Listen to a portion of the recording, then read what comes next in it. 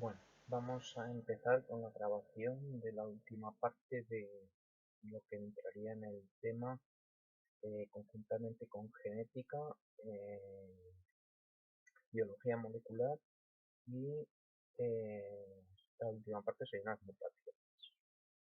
Bueno, ¿qué es una mutación? Una mutación al final es una alteración al azar de un material genético. En el caso de ser células eucariotas o procariotas siempre será ADN que contiene los genes. En caso de ser un virus, puede haber dos opciones: o ser ADN, como un herpes virus, o ser ARN, como el famoso ahora coronavirus, o los retrovirus, como el SIDA. Una mutación, al ser una alteración del material genético, al final desencadena la fabricación de un ARN mensajero alterado y la fabricación de una proteína alterada. Esto en muchas ocasiones tiene consecuencias negativas, ya que produce una proteína que no funciona correctamente y por lo tanto, o por ejemplo una enzima, en el caso de la alcohol, por ejemplo, y se interrumpe una determinada ruta metabólica, sea catabólica o anabólica, y produce un trastorno grave en las células, incluso en el individuo, que puede ocasionar en ocasiones ser un gen letal, es decir, provocar mortalidad del individuo, la muerte del individuo. En otras ocasiones, sin embargo, esto queda enmascarado porque se trata, y que ya lo vimos en genética, de un carácter que se llama recesivo. Si va acompañado en el otro cromosoma homólogo eh, o el segmento homólogo, en el caso del cromosoma X, por un alelo que es dominante, no está mutado, este no llegará a expresarse y quedará en la mutación enmascarada, no se expresará fenotípicamente. En algunos casos, sin embargo, en muchos casos es positivo. Las mutaciones son positivas por dos razones fundamentales. Una, porque posibilita la variabilidad genética en las poblaciones. Esto lo haría junto con las recombinaciones genéticas y también con la reproducción sexual en aquellos seres vivos que tengan reproducción sexual.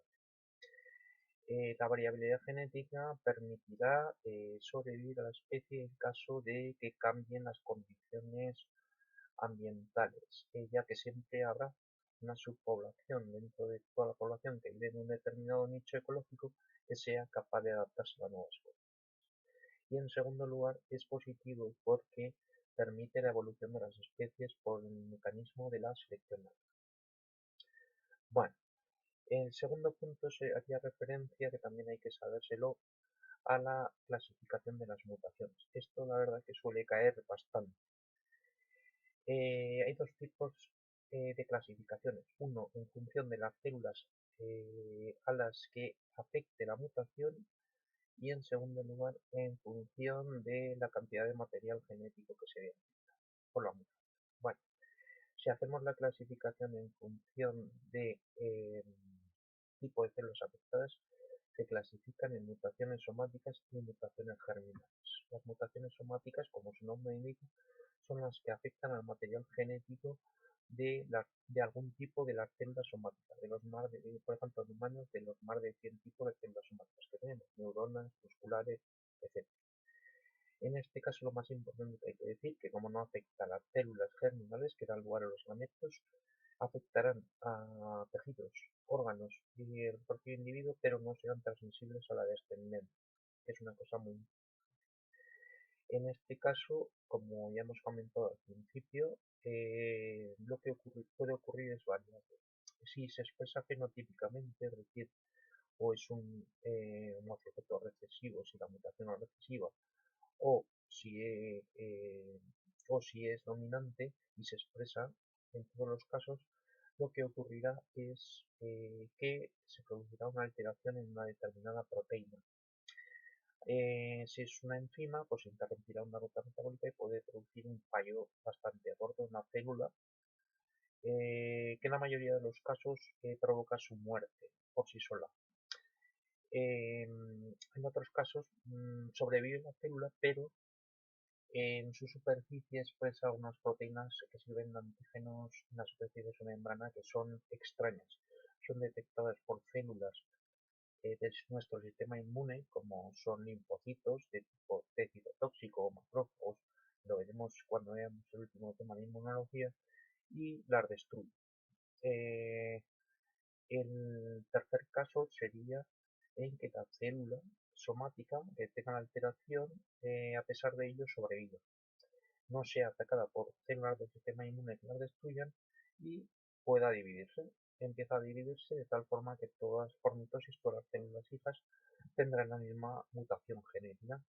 Por lo tanto, dará una subpoblación de células dentro de un individuo que tendrán todas las mismas la misma mutación genética.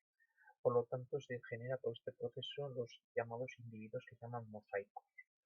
Un individuo mosaico, como su nombre indica, sería un individuo que no tiene todas sus células con el mismo genotipo exactamente, sino que tiene varias subpoblaciones de células que lo componen y cada una de ellas tienen genotipos con ciertas diferencias entre sí. No son todos los genotipos exactamente.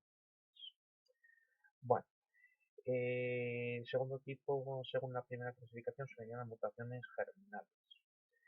Su nombre indica que afecta a las células germinales, las precursoras de los gametos, por lo que van a producir por meiosis gametos.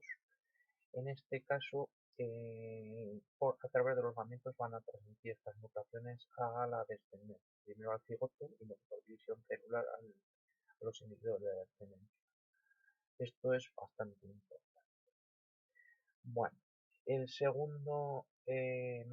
segunda clasificación de las mutaciones es en función del material genético afectado, la cantidad que esté afectada. Las más simples se llaman mutaciones génicas. Mutaciones génicas son aquellas que producen una alteración en la secuencia de esos nucleótidos del ADN en un determinado gen. El segundo tipo sería un poco más, afecta a mayor cantidad de material genético, sería una mutación que se llama cromosómica. La mutación cromosómica sería una alteración, en este caso, de la secuencia de genes en un determinado cromosoma. Y la tercera, que ya sería la más amplia, sería una llamada mutación genómica. En este caso lo que ocurre es una alteración en el número de cromosomas en las células somáticas de un individuo. Bueno, el tercer punto sería el origen de las mutaciones. Una primera clasificación sería si son espontáneas o son inducidas. Bueno, mutaciones espontáneas son aquellas que ocurren al azar de manera espontánea. También se llaman mutaciones naturales. La frecuencia con la que ocurren en el ser humano, por ejemplo, es de una mutación cada 50.000 genes aproximadamente. Bueno, y luego tendríamos las mutaciones inducidas, que son mucho más importantes. En este caso son por la acción de agentes externos, que se llaman agentes mutágenos. Estos agentes mutágenos o mutagénicos pueden ser de tres tipos: químicos. Un ejemplo sería el benceno, sustancias presentes en el humo del tabaco, o el fosfato, que se utiliza, por ejemplo, como herbicida. Y luego tendrían mutaciones físicas, por ejemplo, radiaciones ionizantes, radiaciones gamma, radiaciones X.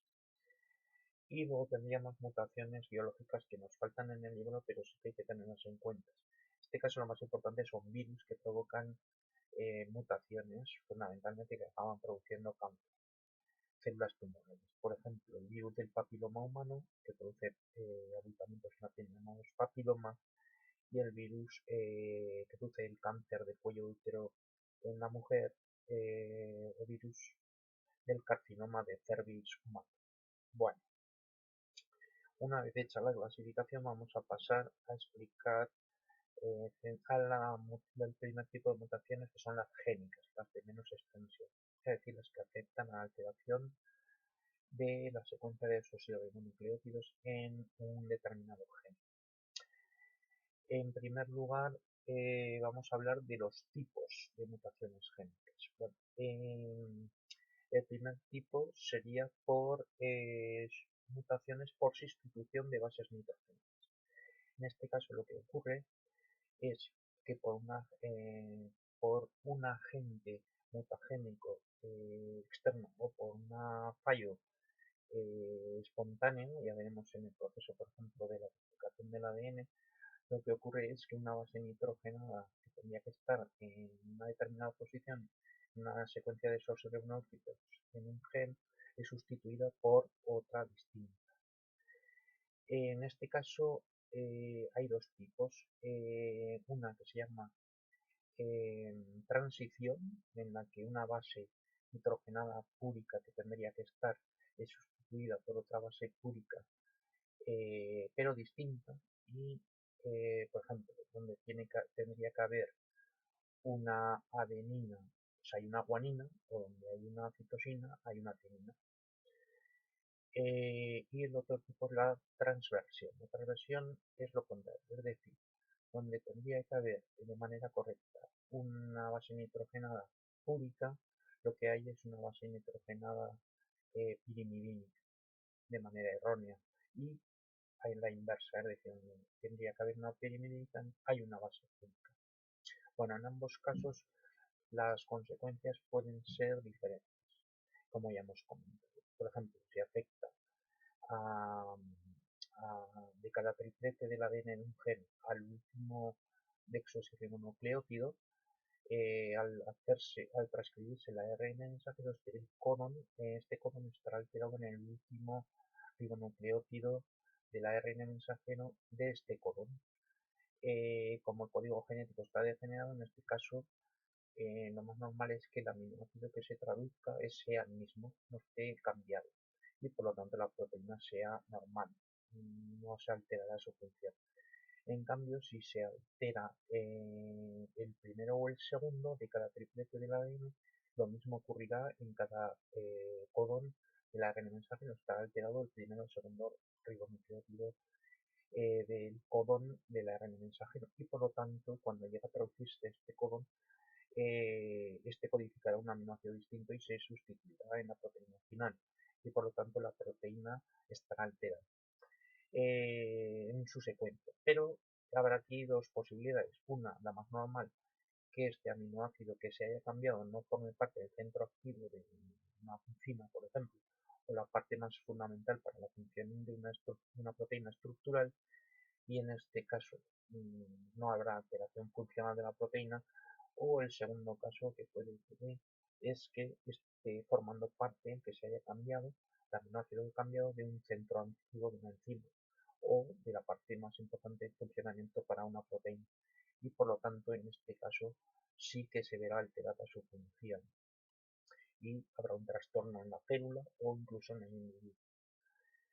Bueno, el segundo tipo son mutaciones por pérdida de desoxirribonucleótidos o por inserción de desoxirribonucleótidos nuevos en un gen. Bueno, lo que ocurre son dos posibilidades. Uno, lo que se llama delección, un primer tipo que es la delección, es decir, por un agente mutagénico externo o normalmente por un fallo espontáneo en el proceso, por ejemplo, de duplicación del ADN, uno de los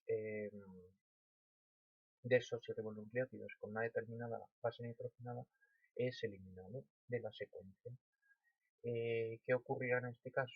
Pues será un fallo más gordo, porque a partir del punto donde exista esta delección, todo el orden de lectura de los códones en los ribosomas, en el proceso de traducción, se verá alterado. Por lo tanto, a partir de este punto, toda la secuencia de aminoácidos cambiará en la proteína, produciéndose una proteína totalmente anómala.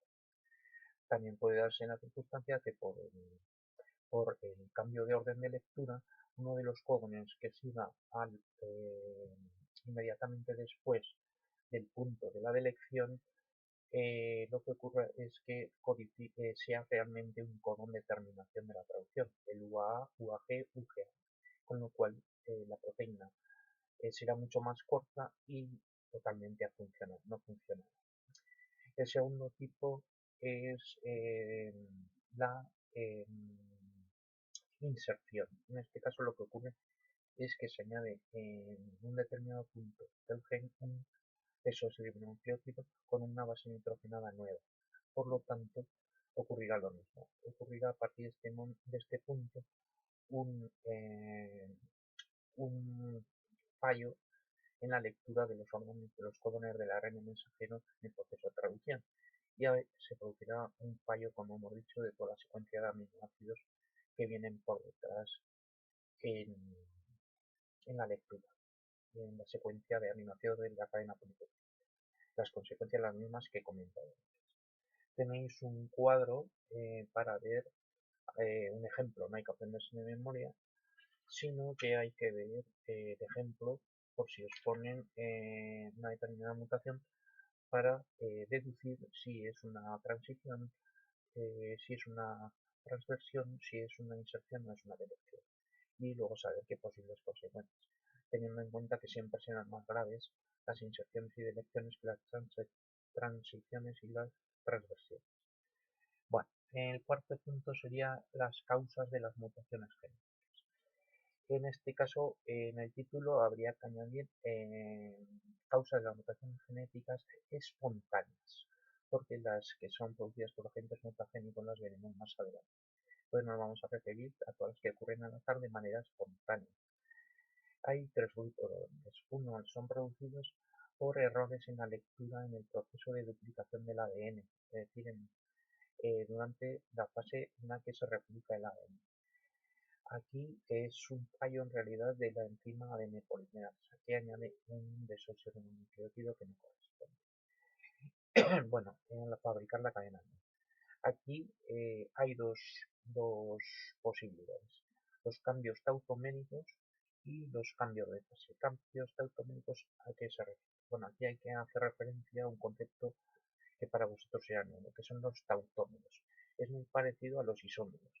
Un tautómero sería, digamos que cada una de las 4 bases nitrogenadas, adenina, guanina, citosina y timida del ADN, tiene en realidad dos formas de presentarse en cuanto a su estructura química. Su variación es muy pequeña, pero es muy importante. Las dos formas tautoméricas están en equilibrio entre sí y se pueden transformar una en otra. Hay una forma tautomérica que se llama normal y otra se llama no normal o anormal. Siempre se va a encontrar en los seres vivos, en las células de los seres vivos, mucha mayor cantidad, mucho mayor porcentaje de la forma normal que de la forma tautomérica anormal. Pero existe un equilibrio. ¿Qué ocurrirá si en el proceso de duplicación la ADN polimerasa en la cadena molde se encuentra en ese preciso momento una forma tautomérica de una determinada base nitrogenada? Se equivocará y en la cadena molde, en lugar de poner la base nitrogenada complementaria que le correspondería normalmente, pondrá una errónea, normalmente del mismo tipo, es decir, si es púrica, la que tendría que poner la pondrá también púrica, y si hubiese sido pirimidínica pondrá la pirimidínica, por lo cual dará luego una mutación que hemos llamado por sustitución, pero en este caso será la mayor parte de los casos de transición. Por ejemplo, en el libro os pone el ejemplo: si yo tengo una citosina que es tautomérica, enfrente, en lugar de poner la guanosina que correspondería, pondrá otra base nitrogenada, en este caso púrica, que será la adenina. Bueno, el segundo tipo son los cambios de fase, dentro de los errores de lectura del proceso de duplicación. Aquí lo que ocurre es que durante el proceso de duplicación del ADN, por algún momento se produce un deslizamiento de una de las dos cadenas, o la molde o la que está fabricándose de nuevo, de tal forma que forma un bucle. Esto ocurre fundamentalmente en los llamados puntos calientes. El más importante es aquel en el que existe un segmento del ADN donde hay mucha repetición de esos ribonucleótidos de timina, muchas timinas juntas. Lo que ocasiona es que si en el caso en el que sea la cadena molde la que tiene muchas timinas, alguna de ellas forma un bucle, de tal forma que cuando queda fuera de la acción del ADN polimerasa, y cuando forme la cadena molde, enfrente pondrá adeninas, pero en el punto donde exista el bucle pondrá una adenina menos. Por lo tanto, se producirá una mutación que hemos llamado delección, porque en la cadena molde habrá un desoxirribonucleótido de adenina menos. En el caso contrario, lo que puede ocurrir es que si hay muchas adeninas en la cadena molde, cuando se fabrique enfrente la complementaria que tendrá muchas timinas, en un momento dado se puede deslizar esta cadena molde, formar un bucle en una de las timinas, de tal forma que lo que hará es añadirse un desoxirribonucleótido nuevo de timina en la cadena nueva molde. Por lo tanto, se habrá producido una mutación por inserción.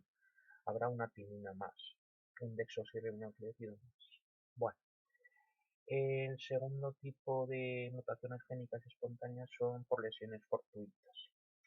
En este caso lo que se produce es por una causa espontánea, no provocada por un agente externo, es una variación de la estructura química de alguna base nitrogenada que constituye los desoxirribonucleótidos de un determinado gen. Aquí hay dos posibilidades, tres en realidad.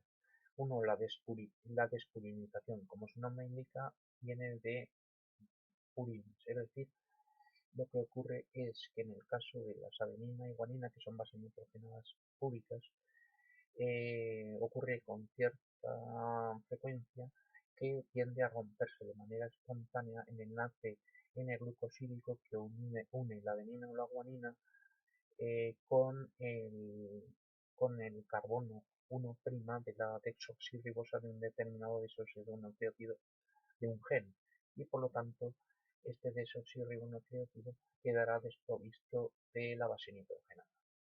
Cuando llegue la ADN polimerasa a formar la cadena molde, en este punto no reconocerá ninguna base nitrogenada porque no verá ni la adenina ni la guanina. En teoría se pararía el proceso de traducción, pero luego veremos que hay un sistema por el cual se repara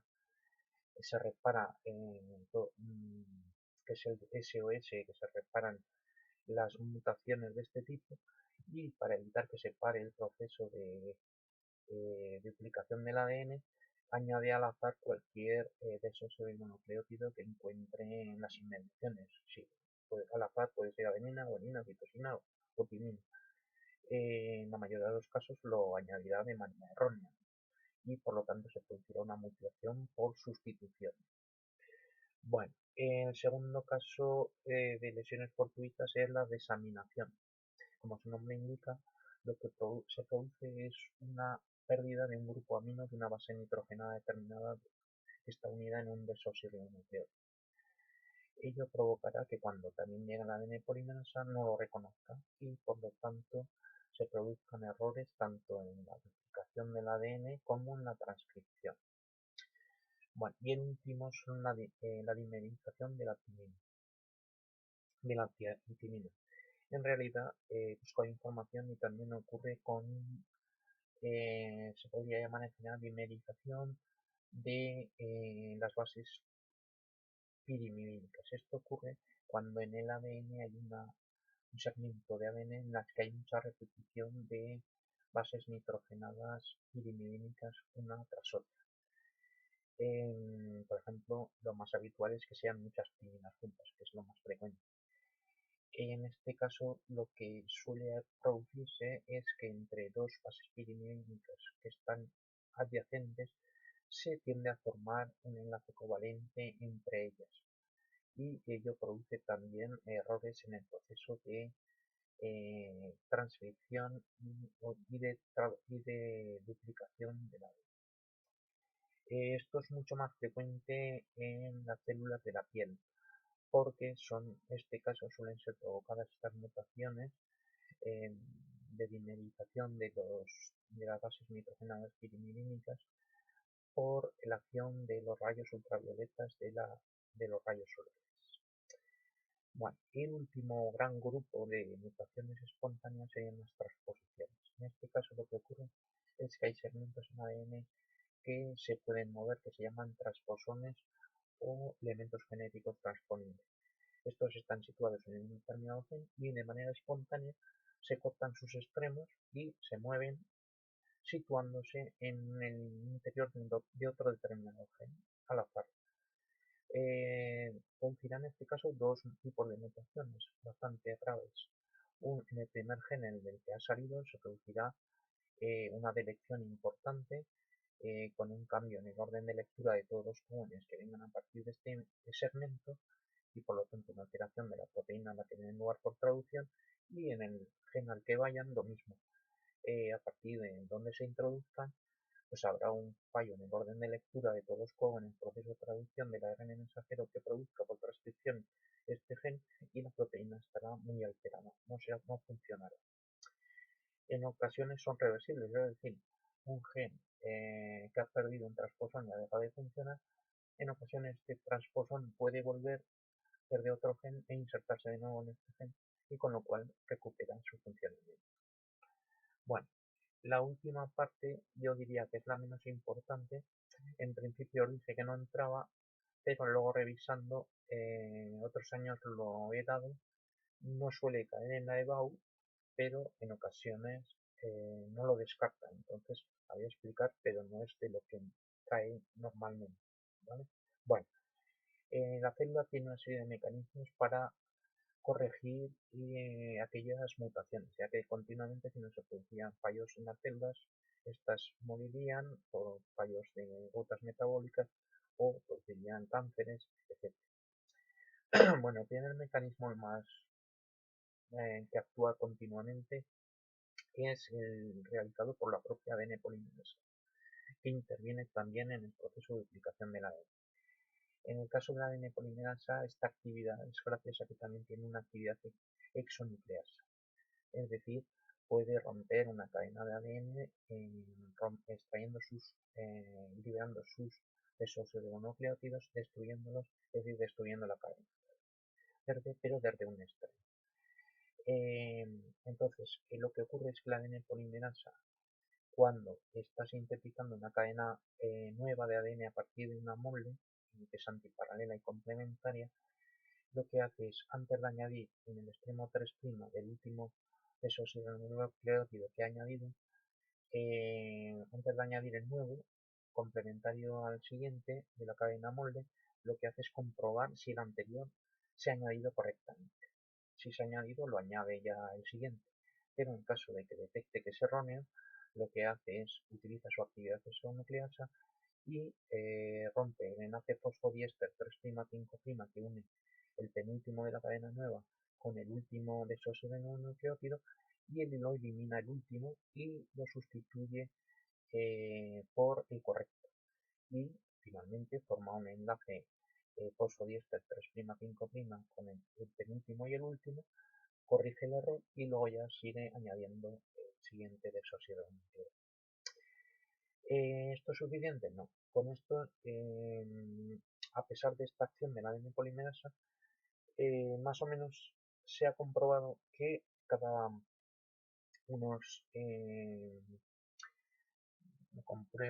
más o menos cada 10 millones de desoxirribonucleótidos nuevos en una cadena de ADN sintetizada por la ADN polimerasa en el proceso de duplicación no corregirá uno de los errores. Una de las mutaciones no será corregida. Esto es demasiado para la célula, por lo tanto, para reducir esto existe otro mecanismo que se llama mecanismo de repartición de mutaciones, que logra reducir de 10 a la 7, una cada 10 a la 7, a que pase solo una mutación cada 10 a la 9 desoxirribonucleótidos añadidos en una cadena nueva en el proceso de duplicación, lo que disminuye la cantidad de errores. Es decir, cada 1000 millones de desoxirribonucleótidos habrá una mutación que no será reparada. Esto es asumible por la célula. Bueno, ¿qué son estos mecanismos? Esto ya es un poco menos importante. En realidad hay tres mecanismos. Uno sería el mecanismo de reparación por excisión. Aquí intervienen varias enzimas. Primero intervienen las enzimas endonucleasas. Estas, como su nombre indica, son capaces de romper el ADN en puntos interiores a una determinada cadena de ADN. Lo que detectan, cuando detectan en un gen en un determinado punto la existencia de un determinado punto de mutación, A los dos extremos en un segmento situados que en su interior se sitúa el punto donde se encuentra la mutación, cortan el ADN. Posteriormente actúan enzimas exonucleasas. Estas ya son capaces, una vez cortados los extremos, de destruir el ADN desde uno de los extremos del segmento cortado de ADN que contiene en su interior la mutación, lo destruyen y eliminan los desoxirribonucleótidos. Posteriormente actúa la ADN polimerasa, que es tipo 1, no hay que saberse el tipo, que igual que cuando en los segmentos de Okazaki, cuando sustituyen los ribonucleótidos por desoxirribonucleótidos, trabajando en el sentido 5'3', sustituye el segmento alterado de ADN por el segmento correcto, ya sin la mutación. Finalmente, actúa una ADN ligasa que lo que hace es empalmar los extremos por enlaces fosfodiéster 3'5' por dos extremos del segmento, quedando reparada ya la mutación. El segundo tipo de reparación es una reparación sin escisión, sin rotura del ADN. Esto se ocurre fundamentalmente en las células de la piel, donde se producían los dímeros de bases nitrogenadas pirimidínicas, fundamentalmente timina, que entre ellas por acción de la luz ultravioleta de rayos solares formaban un enlace covalente entre bases nitrogenadas pirimidínicas contiguas, normalmente timinas próximas o contiguas. En este caso es arreglada por unas enzimas llamadas fotorreactivas. Son fotorreactivas porque también son estimuladas por la acción solar. Estas lo que hacen es detectan la presencia de los dímeros de timina o otros dímeros de pirimidinas y sin romper la cadena de ADN en los extremos, lo que hacen es simplemente rompen el enlace covalente que hay entre dos bases nitrogenadas pirimidínicas contiguas. Fundamentalmente se trata de timinas contiguas y con lo cual queda reparada la mutación. El tercero y más complejo sería el sistema SOS. Hay un sistema SOS que lo que hace es lo siguiente. Este actúa fundamentalmente en los procesos de desaminación, de mutaciones por desaminación y mutaciones por despurinización. En este caso, cuando lo que ocurre es que como se ha perdido una de las bases nitrogenadas púricas de un desoxirribonucleótido en un gen o bien un grupo amino, cuando llega la ADN polimerasa de una base nitrogenada, cuando llega la ADN polimerasa a fabricar la cadena nueva a partir de la molde de la cadena, se encuentra que no tiene una determinada base nitrogenada o que ha perdido un grupo amino y no la reconoce. En teoría se tendría que parar el proceso de duplicación del ADN, porque no sabe si coger una adenina, una guanina, una citosina, una timina, porque no sabe cuál es la complementaria, porque no reconoce la base nitrogenada que tiene enfrente. ¿Cómo se soluciona el problema y no se para el proceso de duplicación del ADN? Gracias a un sistema enzimático de SOS que lo que hace es añadir al azar un desoxirribonucleótido de adenina, guanina, citosina o de timina que encuentre, el primero que encuentre, lo añade para que continúe el proceso de duplicación. Claro, lo más normal puede acertar, pero claro, tiene un 75% de posibilidades de fallar, con lo cual se producirá una mutación por sustitución. Bueno, con esto doy finalizada la primera sesión correspondiente a las mutaciones. Hasta luego.